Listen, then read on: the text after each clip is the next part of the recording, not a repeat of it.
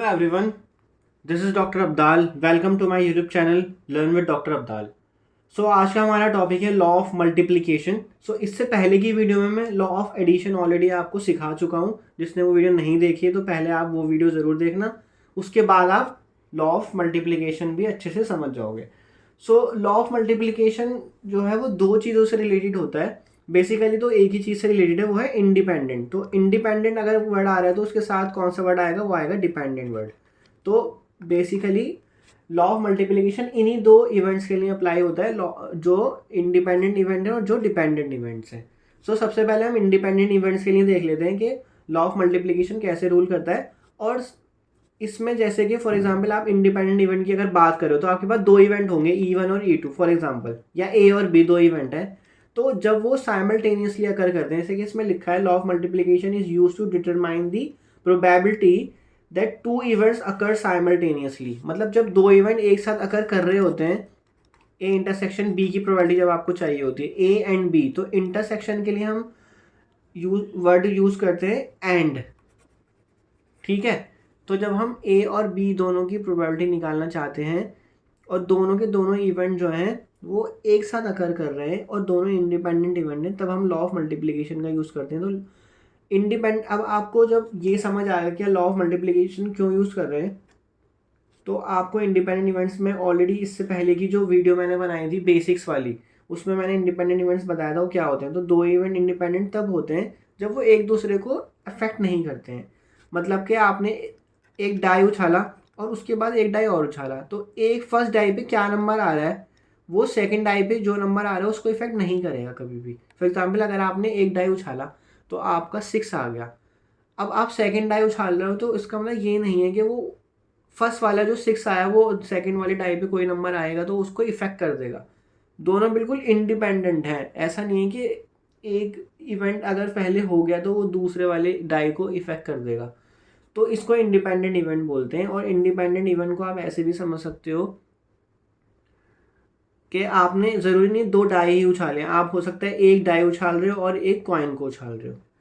तो डाई पे क्या आ रहा है और उसके बाद कॉइन पे क्या आ रहा है, वो दोनों इंडिपेंडेंट है, वो दोनों एक दूसरे को इफेक्ट नहीं कर रहा है. तो इसको इस तरह के इवेंट्स को इंडिपेंडेंट इवेंट्स बोलते हैं. तो लॉ ऑफ मल्टीप्लिकेशन क्या होता है, जब आप दो ए और बी इन दो इवेंट्स की प्रोबेबिलिटी निकालना चाहते हो और दोनों इंडिपेंडेंट इवेंट्स हैं, that is probability of A intersection B निकालना चाहते हो, मतलब ए एंड बी दोनों हो रहे हैं, तो उसको हम मल्टीप्लिकेशन के फॉर्म में लिख सकते हैं. That is probability of A intersection B की फॉर्म में लिख सकते हैं. तो this is the law of multiplication. तभी यहाँ पे ये मल्टीप्लिकेशन आ रहा है, इसलिए हम इसको लॉ ऑफ मल्टीप्लिकेशन बोलते हैं. और इसको हम दो चीज़ों के लिए यूज़ कर रहे हैं, इंडिपेंडेंट इवेंट्स और डिपेंडेंट इवेंट्स के. डिपेंडेंट का मैं आगे डिस्कस करूंगा, अभी हम इंडिपेंडेंट का ही डिस्कस कर रहे हैं. ए और बी यहाँ पे इंडिपेंडेंट इवेंट्स हैं. ठीक. तो इसको एक बार और अच्छे से क्वेश्चन से समझेंगे, एग्जाम्पल से, तो आपको और क्लियर हो जाएगा. सो जैसे कि आपके पास है the probability of getting a head on a coin and 3 on a die at the same time. तो इसकी प्रोबेबिलिटी क्या होगी, मतलब कि कॉइन आपने उछाला, उस पर बोल रहा है कि हेड आने की प्रोबेबिलिटी एंड, बीच में एंड वर्ड यूज करा है उसने, देखो यहाँ पे, और बोल रहा है 3 ऑन अ डाई, आपके पास डाई और उस पर 3 आ रहा है, तो ये दोनों आने की प्रोबेबिलिटी क्या होगी. तो आपने क्या करा, हेड एंड 3, मतलब एक इवेंट इस तरह से देख लो अगर आपको नहीं क्लियर हो रहा. ए कोई इवेंट है, मतलब हेड ऑन कॉइन, और बी कोई इवेंट है 3 ऑन डाई. तो वो पूछ रहा है ए इंटरसेक्शन बी की प्रोबेबिलिटी क्या होगी, क्योंकि उसने एंड वर्ड यूज़ करा है कि कॉइन पे हेड आ जाए और डाई पे 3 आ जाए. तो ये दोनों इंडिपेंडेंट इवेंट है. मतलब आप कॉइन पे क्या आ रहा है, हेड या टेल, और डाई पे क्या आ रहा है, कोई सा भी नंबर आ रहा है 1 2 3 4 5 6 में से, वो दोनों इंडिपेंडेंट हैं. तो दोनों इंडिपेंडेंट इवेंट हो गए, हेड आना और 3 आना इंडिपेंडेंट इवेंट हो गए. तो इसलिए हम लॉ ऑफ मल्टीप्लिकेशन यहाँ पे यूज़ कर सकते हैं. Probability of A intersection B आपसे पूछा गया है, तो लॉ ऑफ मल्टीप्लिकेशन कहता है अगर दो इवेंट इंडिपेंडेंट है तो उनकी प्रोबेबिलिटी को आप मल्टीप्लाई करके निकाल सकते हो. तो अब ए क्या है, ए का मतलब है हेड आना कॉइन के ऊपर, तो कॉइन के ऊपर हेड आने की प्रोबेबिलिटी क्या होती है 1/2.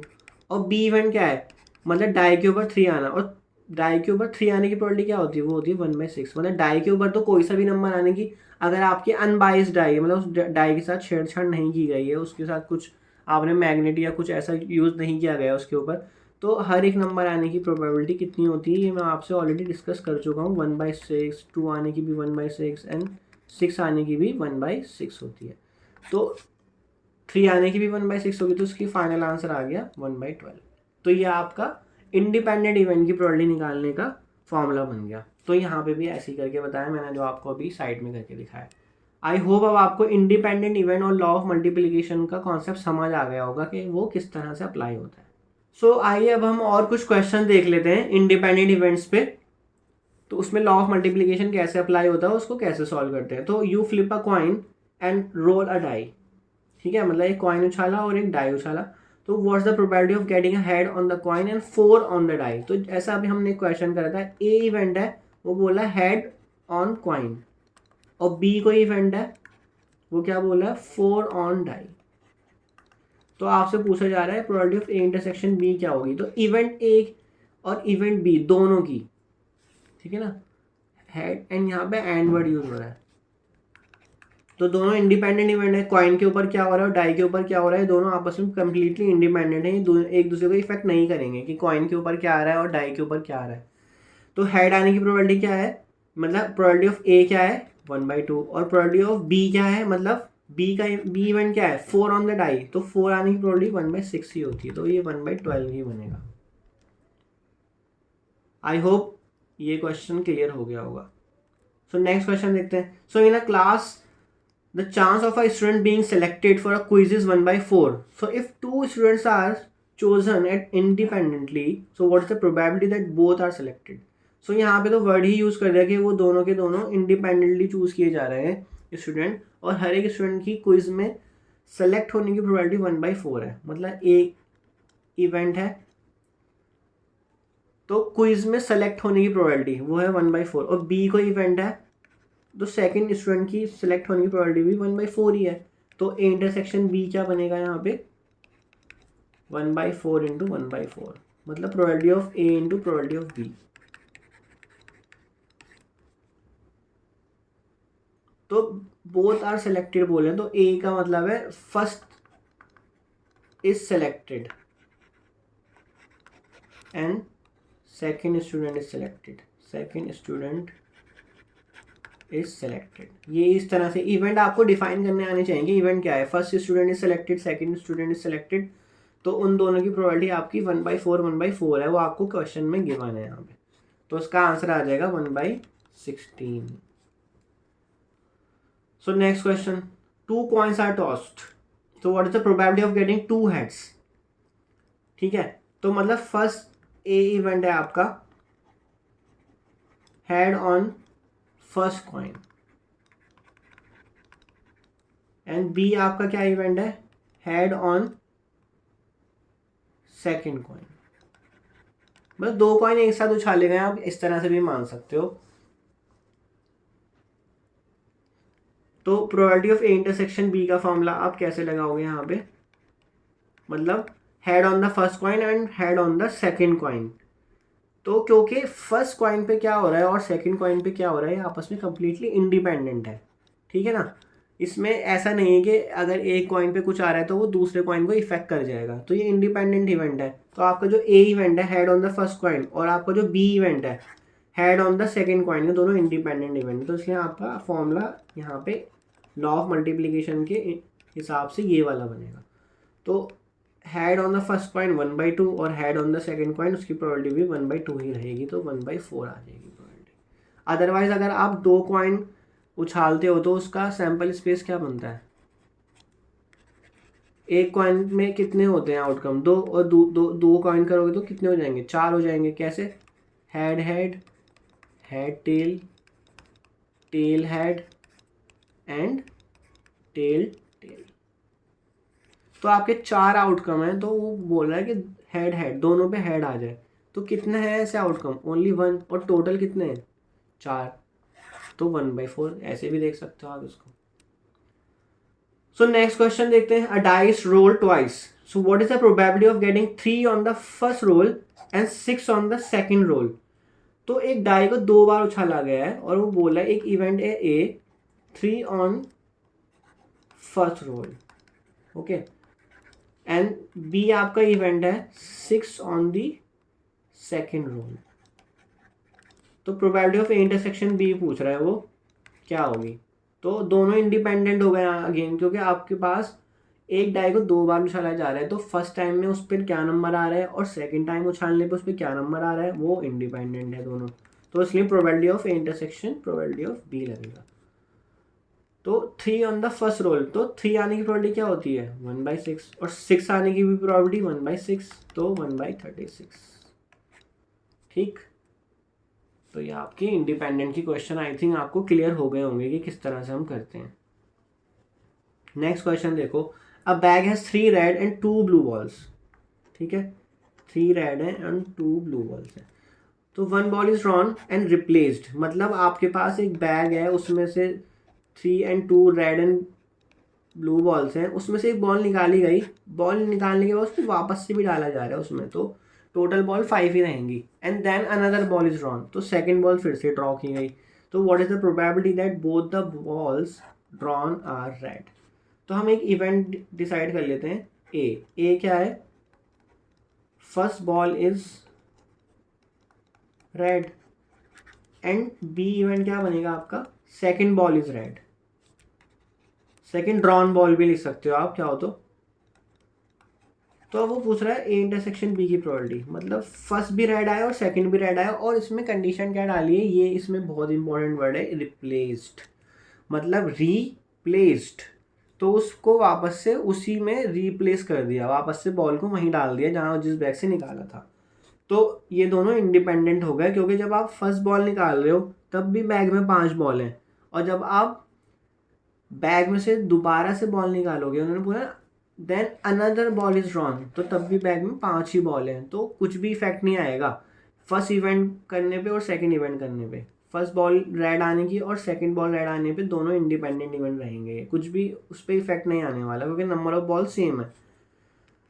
तो इसको हम लॉ ऑफ मल्टीप्लीकेशन से probability of A into probability of B लिख सकते हैं। तो प्रोबेबिलिटी ऑफ ए क्या होगा?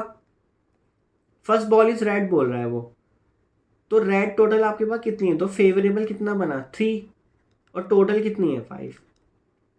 अब वो बोला second ball is again drawn, और वो भी रेड होनी चाहिए। तो अब आपको पता है, आपने जो बॉल निकाली थी वो तो आपने वापस डाल दी ना, आपने एक बॉल यहाँ निकाल के वापस डाल दी, तो दोबारा रेड आने की प्रोबेबिलिटी भी 3/5 ही रहेगी, क्योंकि उसमें नंबर ऑफ बॉल चेंज नहीं हुई है। क्या है, पहले पे कुछ भी आ गया हो, आपके तो रेड निकालने की प्रोबेबिलिटी पूछी गई तो फेवरेबल 3 था, टोटल 5 था, सेकंड में भी फेवरेबल 3 रहेगा, तो 9/40 और 25। तो ये आपका आंसर आ गया। सो next question, a fair spinner has 4 equal sectors numbered 1 2 3 4। तो स्पिनर मतलब जो आपने एक गेम देखा होगा जिसमें एक सर्कुलर डिस्क होती है जिसमें कुछ नंबर लिखे होते हैं, तो वो बोला उसमें 4 इक्वल सेक्टर्स हैं जिसपे 1 2 3 4 लिखा है, और उसमें एक बीच में नीडल होती है जो किसी भी नंबर पे जा सकती है जब आप उसे घुमाते हो, है ना, ऐसा कुछ गेम होता है, आपने देखा होगा। तो उसे आप घुमाते हो अपने हाथ से तो वो कहीं पे जाके सुई रुक जाती है, तो जिस पे भी रुक रही है वो नंबर आपका माना जाता है कि आपका ये नंबर आया है। तो a die is rolled and the spinner is spun, so what is the probability of getting a 4 on the spinner and 2 on the die? तो ए क्या है,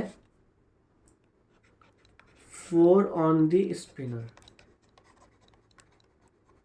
एंड बी क्या है आपका इवेंट, बी है 2 ऑन डाई। तो 2 event है। अब आप बताओ डाई पे क्या नंबर आ रहा है और स्पिनर पे क्या नंबर आ रहा है, इस पे कोई क्या इफेक्ट आएगा एक दूसरे पे? नहीं आएगा, क्योंकि स्पिन पे क्या नंबर आ रहा है ऑब्वियसली वो डाई के नंबर पर कोई इफेक्ट नहीं कर पाएगा ना।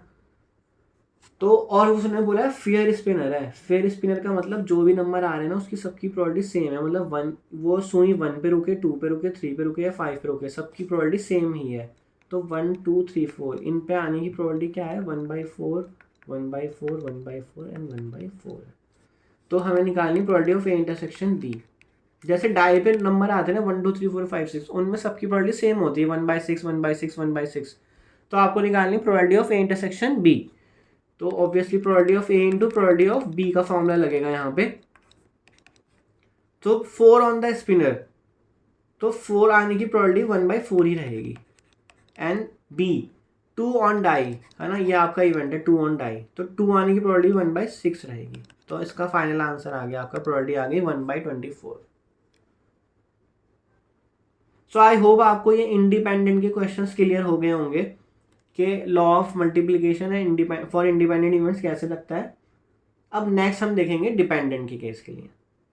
सो नेक्स्ट हम देखते हैं law of multiplication for dependent events. So two events are said to be dependent if the outcome of one event affect the outcome of the other. मतलब कि एक इवेंट आपने करा, तो जब आप दूसरा इवेंट करने जा रहे हो तो वो उसकी इवेंट की आउटकम को इफेक्ट करेगा। तो ये होता है डिपेंडेंट इवेंट्स। और डिपेंडेंट इवेंट्स में लॉ ऑफ मल्टीप्लिकेशन का फॉर्मूला क्या बन जाता है, probability of A intersection B. मतलब आप दोनों इवेंट की प्रोबेबिलिटी निकालना चाहते हो ए एंड बी की, है ना, यहाँ पे एंड वर्ड आएगा, यहाँ पे भी एंड ही आएगा कि ए और बी होने की, ए एंड बी होने की प्रोबेबिलिटी क्या होगी। तो इसमें ये केस बन रहा है कि प्रोबेबिलिटी ऑफ ए आपने सीधा सीधा करा। मतलब सबसे पहले तो आप एक इवेंट करोगे, उसमें तो कुछ भी नहीं करना, इवेंट करा आपने। अब आप जब सेकंड इवेंट करने जाओगे, जब आप बी इवेंट करने जा रहे हो, तो उसको क्या लिखा गया है, स्लैश करके लिखा गया है ए, बी स्लैश ए। तो इसको ऐसे भी पढ़ते हैं बी गिवन ए, मतलब probability of B given A. मतलब ए इवेंट ऑलरेडी हो चुका है जब आप बी इवेंट करने जा रहे हो, ठीक है। ये होता है डिपेंडेंट का केस। और आप ए और बी की प्रोबेबिलिटी निकालवाना चाहते हो कि ए एंड बी की प्रोबेबिलिटी क्या होगी, तो वो होती है probability of A into probability of B given A. मतलब बी इवेंट जब आप करने जा रहे हो या सेकंड इवेंट करने, तो इसको आप ऐसे भी कर लो अगर आपको कन्फ्यूजन हो रही है, first event and second event. मैंने एफ फॉर फर्स्ट कर दिया, एस फॉर सेकंड। तो फर्स्ट इवेंट आपने करा तो प्रोबेबिलिटी ऑफ एफ सीधा सीधा निकाल लिया आपने। लेकिन जब आप सेकंड इवेंट करने जा रहे हो तो उससे पहले आपका फर्स्ट इवेंट हो चुका है, तो ये इस तरह से निकलती है प्रोबेबिलिटी आपकी। तो हम उसको कंडीशन को देख के ही चलेंगे कि जब आपको क्वेश्चन गिवन होगा तो उसमें क्या क्या केसेस दिए गए हैं, तो हम प्रोबेबिलिटी को वहाँ से इजीली सॉल्व कर लेंगे। और मेनली इसमें जो ये वाला पार्ट है ना, इस वाले पार्ट में आपको प्रोबेबिलिटी पे ध्यान देना होगा। फर्स्ट वाले पार्ट में कोई दिक्कत नहीं होती, वो डायरेक्टली निकल जाती है। तो इसको एक एग्जाम्पल के थ्रू समझते हैं। So the probability of drawing two aces consecutively. The probability of drawing two aces consecutively from a deck of 52 cards without replacement. तो विदाउट लिख दिया यहाँ पे। आपने जो पीछे क्वेश्चन इंडिपेंडेंट में करा था वो रिप्लेसमेंट था, विद रिप्लेसमेंट, यहाँ पे विदाउट रिप्लेसमेंट। मतलब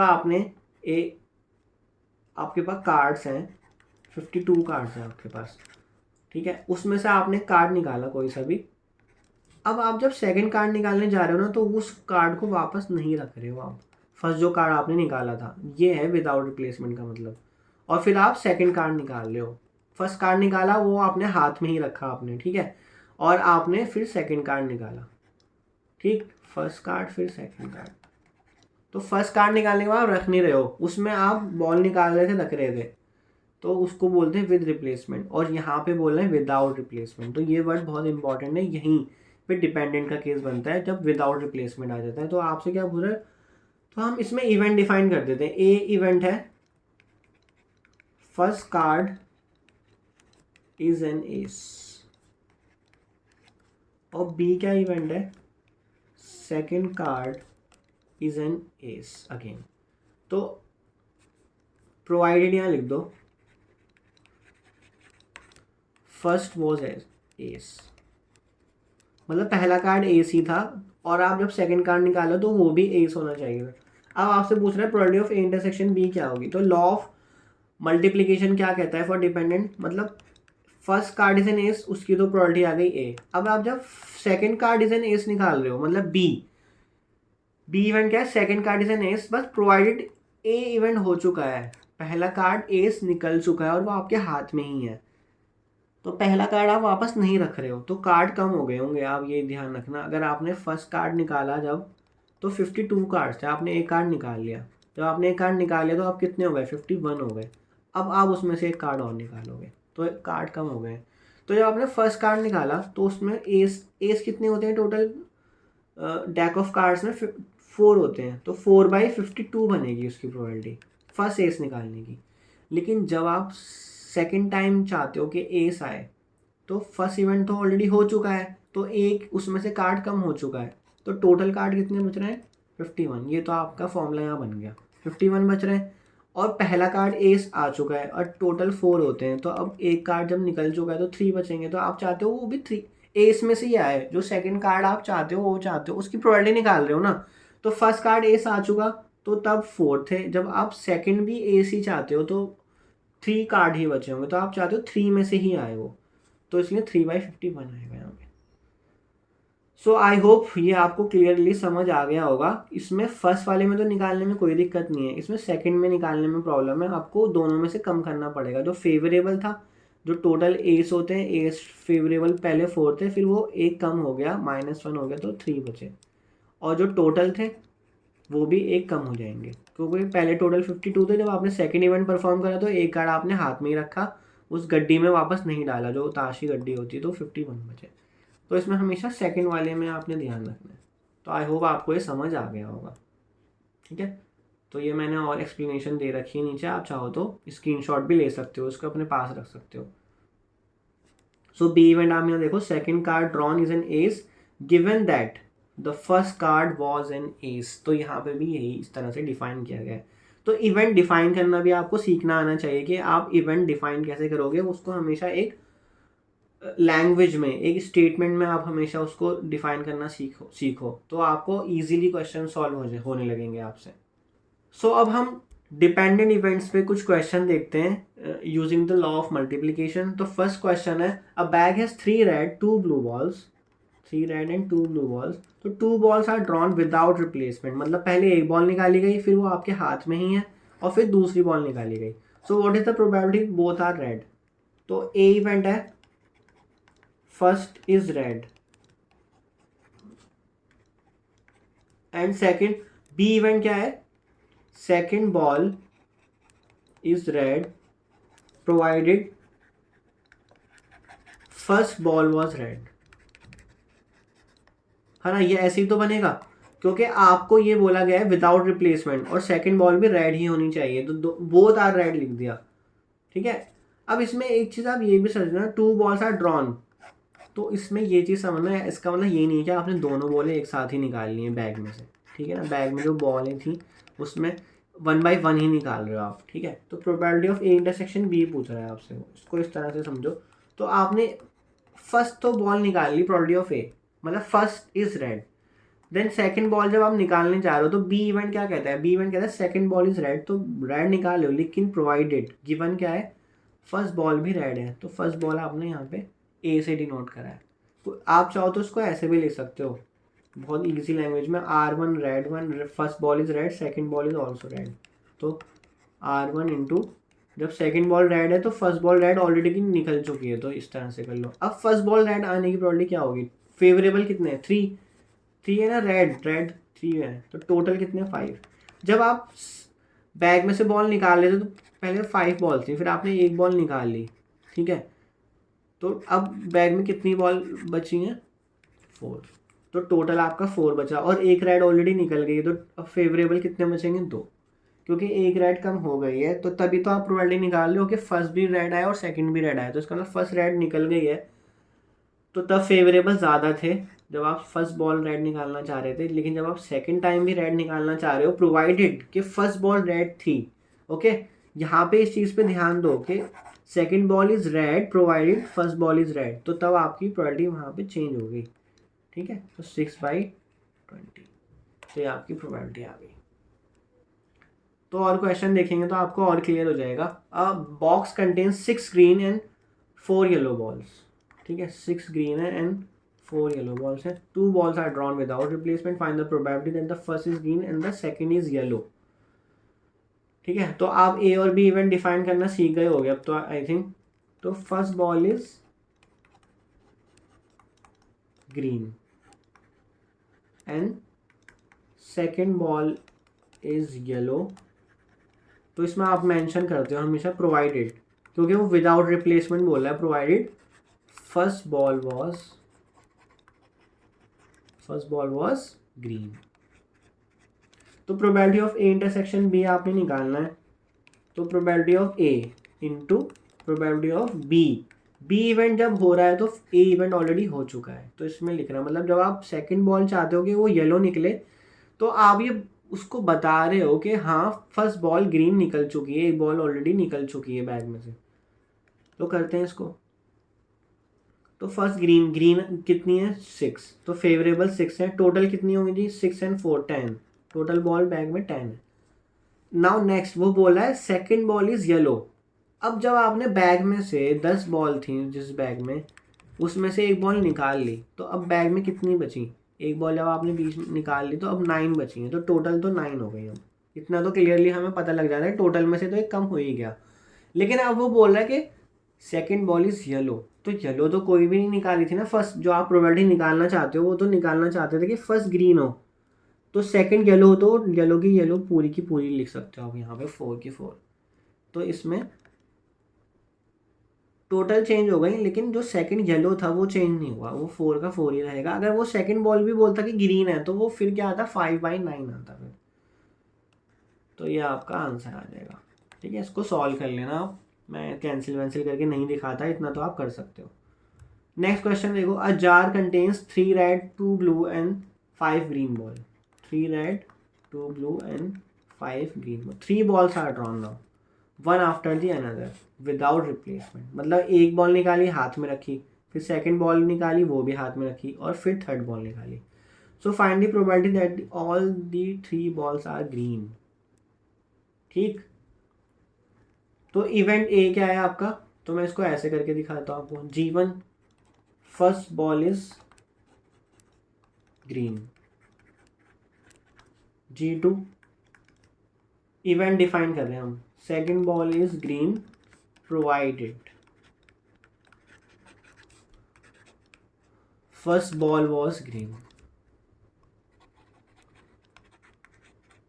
ठीक है, अब हम इसमें थर्ड बॉल भी निकालना चाहते हैं विदाउट रिप्लेसमेंट, तो क्या बोलोगे आप, third ball is green provided first and second were green. ठीक है, इस तरह से होगा। तो आप प्रोबेबिलिटी किसकी निकालना चाहते हो, G1 intersection G2 intersection G3 की, तीनों की प्रोबेबिलिटी निकालने का। अब यहाँ पे डिपेंडेंट का केस है क्योंकि विदाउट रिप्लेसमेंट का केस आ रहा है, तो probability of G1। Then next, अब आप सेकंड बॉल भी ग्रीन चाहते हो प्रोवाइडेड फर्स्ट बॉल ग्रीन आ चुकी है, देन मल्टीप्लाई। थर्ड बॉल भी आप ग्रीन चाहते हो provided first and second ball दोनों ग्रीन थी, G1 इंटरसेक्शन G2। ठीक है, तो इसको भी करने का आसान तरीका है, इसको फॉर्मूले में फिट करना मुश्किल है, मुश्किल भी नहीं है वैसे तो, आप समझ गए होगे। 2 बॉल के लिए जो करा था हमने वो 3 के लिए भी ऐसे ही कर दिया, 4 के लिए भी कर सकते हो। ठीक है, मुश्किल कुछ भी नहीं है, मेरे मुंह से निकल गया। वरना तो बच्चों को अगर एक बार बोल दो कि मुश्किल है तो फिर तो उनके दिमाग में बैठ जाता है कि ये तो मुश्किल है भाई, ये होने नहीं वाला। ठीक है, तो अब आप क्या करो इसमें, फर्स्ट इज ग्रीन, तो 5 है शुरू में, टोटल फेवरेबल ग्रीन कितनी है आपके पास, 5 बॉल रखी है वहाँ पे, तो 5 बाई कितनी होगी टोटल, टोटल है आपके पास 7 and 10 है। अब सेकंड बॉल भी वो चाहता है ग्रीन हो प्रोवाइडेड फर्स्ट ग्रीन आ चुकी है, तो ग्रीन एक कम हो गई और टोटल में से भी एक कम हो गया। अब वो चाहता है थर्ड भी ग्रीन हो, तो टोटल तो एक कम हो जाएगा, और एक ग्रीन 2 ग्रीन कम हो चुकी हैं, तो टोटल पहले 5 थी फिर 4 हुई, अब 3 हो जाएंगी। तो बस ये आपके आंसर आ गया। ठीक है, तो इस तरह से आप इसको कर सकते हो क्वेश्चन को। वैसे तो क्वेश्चन यहाँ नहीं छोड़ सकते, आप जो है उसको कर लेना, मैं जो है सिर्फ आपको मेन चीज़ें बताता हूँ कि किस तरह से करनी है। Next, a bag contains 7 white 5 black balls. 2 balls are drawn without replacement, find the probability both balls are of the same color। तो यहाँ पे इसने थोड़ा सा घुमा दिया लैंग्वेज को, वो बोला कि दोनों की दोनों बॉल सेम कलर की होनी चाहिए, या तो दोनों, फिर दोनों जो बॉल्स आप निकालो या तो वो वाइट कलर की हो सकती है या दोनों बॉल आपकी ब्लैक कलर की हो सकती है। तो आपको दोनों केसेस के लिए करना पड़ेगा, फिर प्रोबेबिलिटी को ऐड करना पड़ेगा। तो कैसे करोगे, तो ब्लैक, फर्स्ट बॉल भी ब्लैक हो सेकंड बॉल भी ब्लैक हो, तो क्या होगी प्रोबेबिलिटी, फर्स्ट बॉल ब्लैक हो सेकंड बॉल भी ब्लैक हो प्रोवाइडेड फर्स्ट बॉल ब्लैक निकल चुकी हो, तो क्या बनेगी प्रोबेबिलिटी, ब्लैक कितनी है 5, टोटल कितनी है 12। अब सेकंड बॉल भी ब्लैक हो, अब एक हाथ में है आपके विदाउट रिप्लेसमेंट है, तो टोटल कम हो चुका है, और सेकंड बॉल भी वो चाहता है ब्लैक हो। अब जब फर्स्ट में भी एक ब्लैक निकल गई तो टोटल अब कितनी बची, 4 ब्लैक फेवरेबल। तो ये हो गया आपका 20 डिवाइड बाई